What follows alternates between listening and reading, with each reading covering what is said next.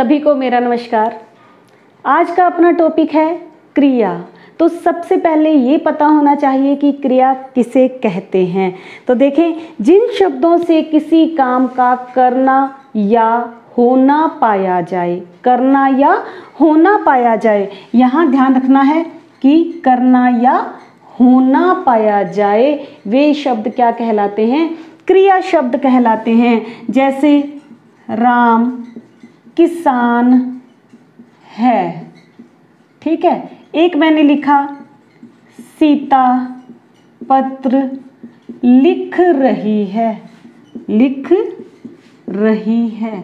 तो देखें, कोई काम किया जा रहा है, करना, तो क्या काम किया जा रहा है? ये किया जा रहा है। लिख रही है तो क्या हो जाएगा? ये करना। और कोई है कि किसी का अस्तित्व है, होना है, तो वह क्या होगा?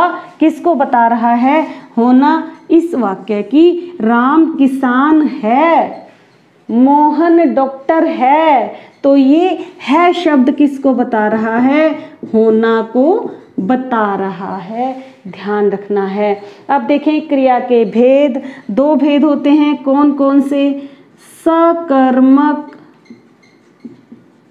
और अकर्मक। ध्यान रखना है, इन्हें सकर्मक अकर्मक नहीं बोलना है। देखें, जो र होता है, जिसके सिर पर होता है, उससे पहले बोला जाता है। ध्यान रखना। तो बोलकर देख लें, सकर्मक अकर्मक। तो सकर्मक क्या होता है? जिस क्रिया के साथ, जिस क्रिया का फल, इस तरह से लिख देती हूँ, क्रिया का फल कर्म पर पड़े, कर्म पर पड़े, वो क्या कहलाएगी? सकर्मक क्रिया कहलाएगी। आकर्मक क्रिया, जिस क्रिया का फल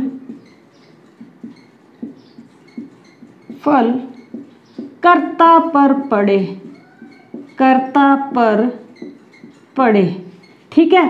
अब देखें कि इस क्रिया के साथ कर्म की आवश्यकता है। सकर्म, सकर्म का मतलब यही हो गया कि कर्म सहित। क्या हो गया? कर्म सहित, यानी कि जिसके साथ कर्म की आवश्यकता हो। और अकर्मक क्या होगा?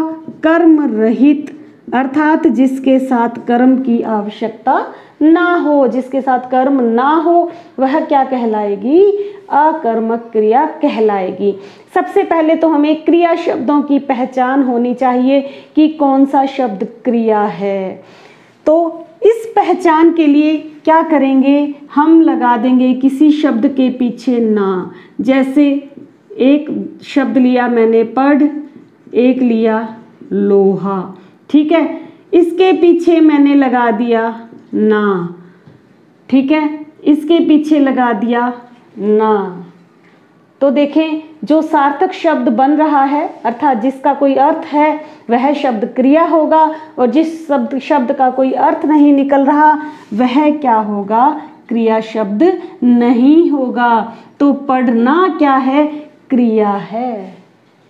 ध्यान में रखना है कि ना लगा दिया, पता चल जाएगा कि कौन सा शब्द क्रिया है।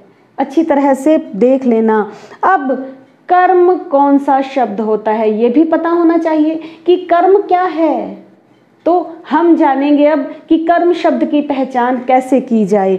जैसे मैंने लिखा सीता पत्र लिख रही है, लिख रही है। तो देखें, हम क्या करेंगे? कर्ता, सबको पता है कि कर्ता ये है सब्जेक्ट, जिसे बोलते हैं इंग्लिश में सब्जेक्ट, ये है कर्ता। कर्ता के बाद, कर्ता के तुरंत बाद आपको क्या लगाना है? क्या लगाना है? तो देखें, उसके बाद क्रिया जोड़ देनी है। कर्ता के बाद क्या लगाकर उसके बाद क्रिया जोड़ देनी है। तो देखें, सीता, ठीक है, क्या, उसके बाद क्रिया, ये शब्द क्रिया है। लिखना बनाकर देख लो, रहना, बनाकर देख लो। ठीक है, तो क्या लिख रही है, ध्यान में रखना, सीता क्या लिख रही है, उत्तर क्या आया, पत्र। पत्र लिख रही है, तो जो उत्तर आएगा वो क्या होगा, कर्म होगा। वो क्या होगा, कर्म होगा। तो इसके साथ कर्म है, तो यह क्रिया कौन सी होगी, सकर्मक क्रिया हो जाएगी। ध्यान रखना है, अकर्मक क्रिया जिसके साथ कर्म ना हो। तो देखें, मोर नाच रहा है। ठीक है, मोर नाच रहा है। एक ध्यान ये भी रखना है कि जो स्वाभाविक क्रियाएं होती हैं वे हमेशा अकर्मक होंगी। स्वाभाविक क्रियाएं होंगी वे हमेशा क्या होंगी, अकर्मक होंगी। जो स्वतः होती हैं, अपने आप होती हैं। मोर नाच रहा है, तो नाचना शब्द क्या है, क्रिया है। नाचना, ना लगा के देख लो, नाचना शब्द क्या है, क्रिया है। रहना शब्द क्या है, क्रिया है।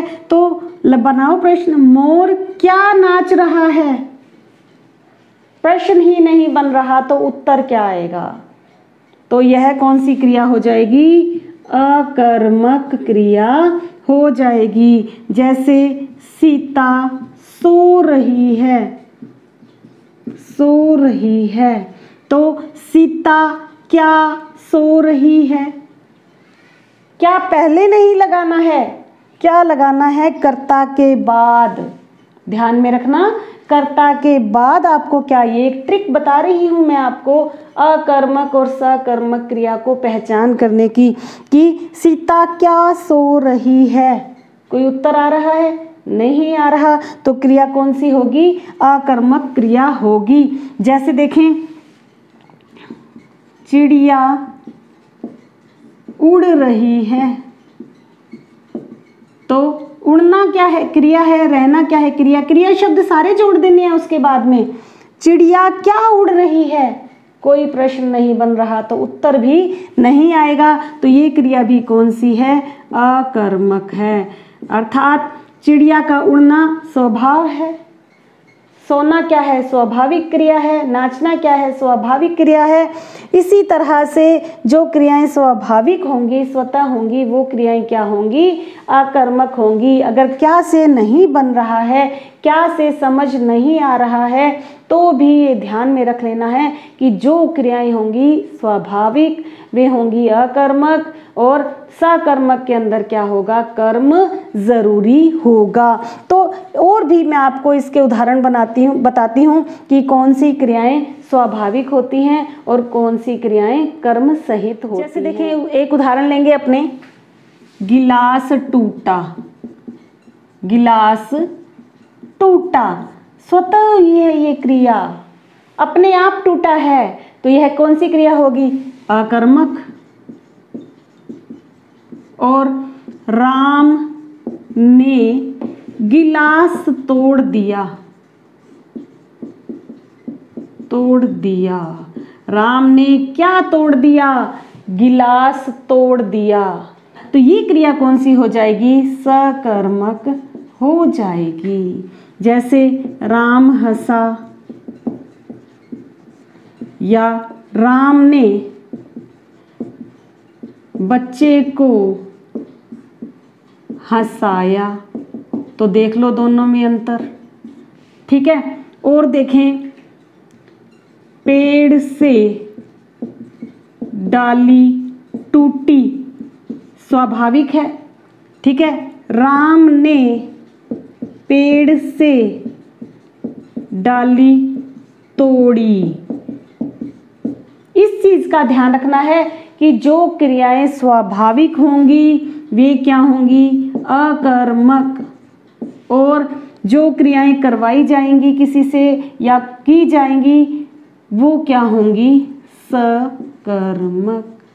ठीक है, अब इसमें कर्म क्या है बच्चा, इसमें ये क्या है, पेड़ से डाली टूटी, स्वतः टूटी है, अपने आप टूटी है, तो ये क्या हो जाएगी क्रिया, अकर्मक। और तोड़ी किसने, राम ने, कहाँ से, पेड़ से, और ये क्रिया क्या हो जाएगी, सकर्मक क्रिया हो जाएगी। तो ध्यान में रखना है अकर्मक और सकर्मक क्रिया में क्या अंतर होता है। अब अपने देखेंगे कि एक तो क्रिया के दो भेद होते हैं, सकर्मक और अकर्मक। इसके अलावा भी क्रिया के कुछ एक भेद और होते हैं जो हम अभी जानेंगे। अगर जैसे प्रश्न पूछ लिया जाए कि क्रिया के कितने भेद होते हैं, तो क्रिया के दो ही भेद होते हैं, सकर्मक क्रिया, अकर्मक क्रिया।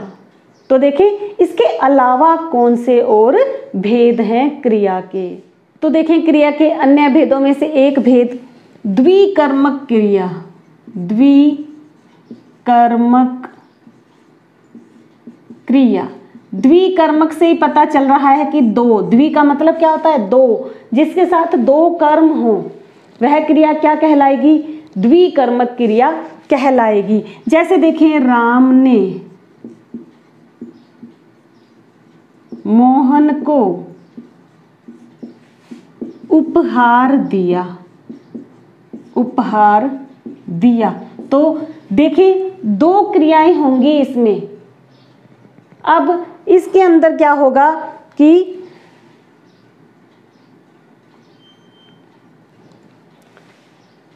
इसमें दो क्रियाएं होंगी और इसके अंदर देखें एक तो होगा मुख्य कर्म, मुख्य कर्म, और एक होगा गौण कर्म। हमें कर्म की पहचान करनी है। दो कर्म हैं इसमें, कौन कौन से, जैसे देखें राम ने मोहन को उपहार दिया। राम ने क्या दिया, उपहार, एक कर्म तो ये हो गया। किसको दिया, मोहन को। दो कर्म हो गए अपने पास में, ठीक है। ये भी क्या है, कर्म है, और ये भी क्या है, कर्म है। अब इसमें से मुख्य कर्म कौन सा है और गौण कर्म कौन सा है ये पता लगाना है। तो एक मुख्य कर्म की पहचान देख लो आप, क्या पहचान होगी मुख्य कर्म की, कि यह क्रिया के समीप होगा, क्रिया के समीप होगा, ठीक है। दूसरी शर्त है विभक्ति से रहित होगा। क्या होगा, विभक्ति से रहित होगा। और तीसरी क्या शर्त है, अप्राणीवाचक होगा, अर्थात निर्जीव होगा। आ गया समझ में। और इसके विपरीत गौण कर्म क्या होगा, क्रिया से दूर होगा, क्रिया से दूर। और विभक्ति से रहित है तो गौण कर्म क्या होगा, विभक्ति सहित, ठीक है। और अप्राणीवाचक है मुख्य कर्म, तो ये क्या होगा, प्राणीवाचक। अब देख लो, पता लगा लो कौन सा मुख्य कर्म है और कौन सा गौण कर्म है। क्रिया के समीप, ये क्रिया है अपनी दिया, ठीक है। दिया शब्द क्या है, क्रिया है। क्रिया के पास में कौन सा कर्म है, उपहार, ठीक है।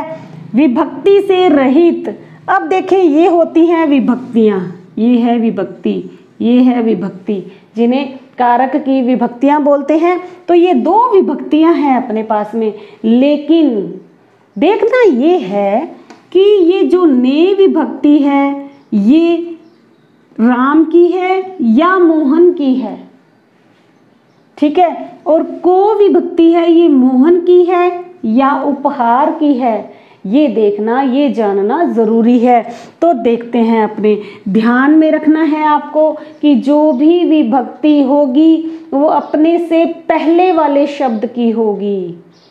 समझ गए, अच्छी तरह से दिमाग में बिठा लेना कि जो भी विभक्ति होती है वह अपने से पहले वाले शब्द की होती है। तो ये ने विभक्ति किसकी है, राम की। को विभक्ति किसकी है, मोहन की। तो विभक्ति से रहित है, अर्थात उपहार के साथ कोई विभक्ति नहीं है। अप्राणीवाचक है, उपहार जो है वह अप्राणीवाचक निर्जीव है।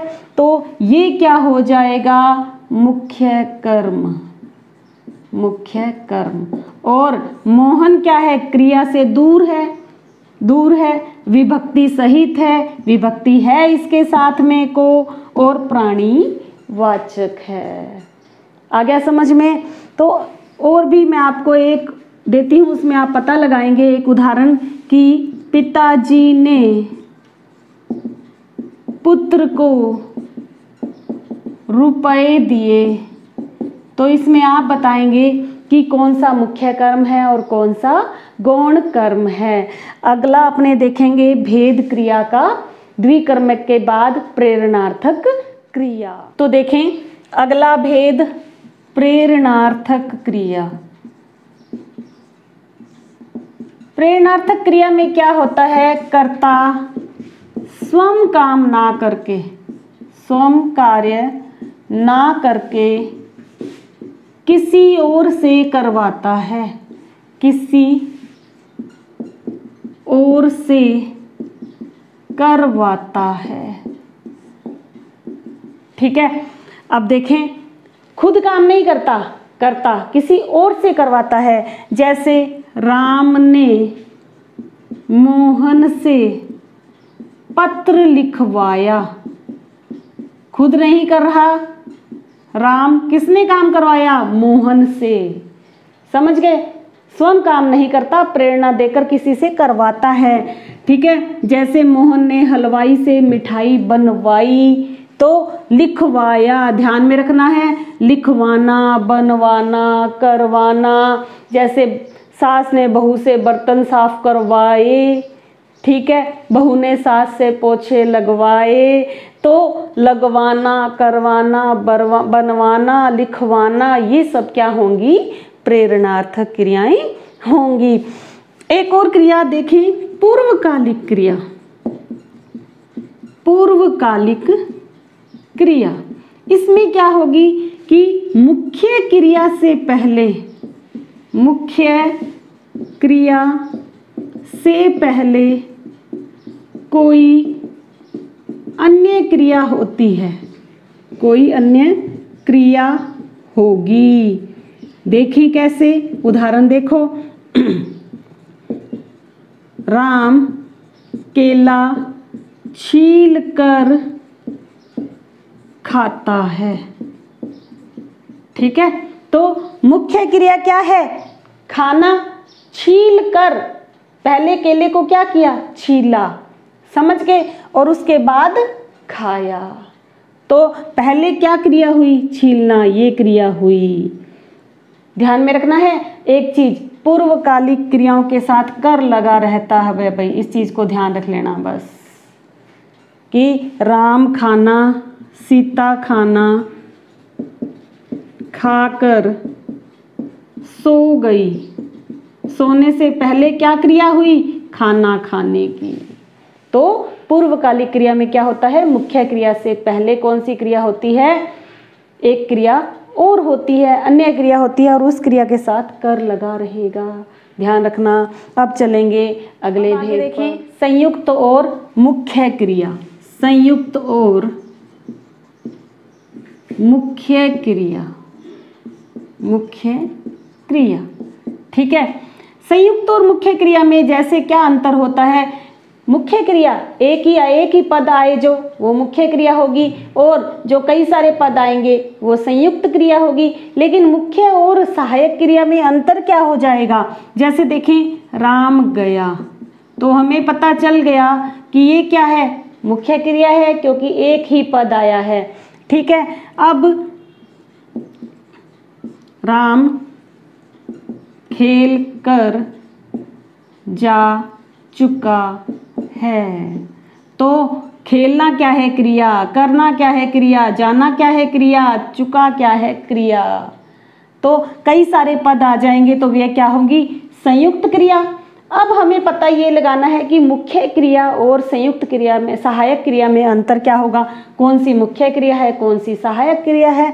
तो राम का मुख्य कार्य क्या था, खेलना, तो ये क्या हो जाएगी मुख्य, और बाकी क्या हो जाएगी सहायक। समझ गए। और देखें नाम धातु क्रिया, एक और है नाम धातु क्रिया। ठीक है, इसमें क्या होता है, संज्ञा, सर्वनाम और विशेषण शब्दों से बनती है ये। ठीक है, विशेषण शब्दों से बनती है नाम धातु क्रिया। कैसे देखें, हाथ क्या है, संज्ञा है। ठीक है, और इससे क्रिया क्या बन जाएगी, हथियाना। समझ गए। और देखें जैसे अपना क्या है, सर्वनाम है, अपनाना। तो इस तरह से नाम धातु क्रिया बनती है।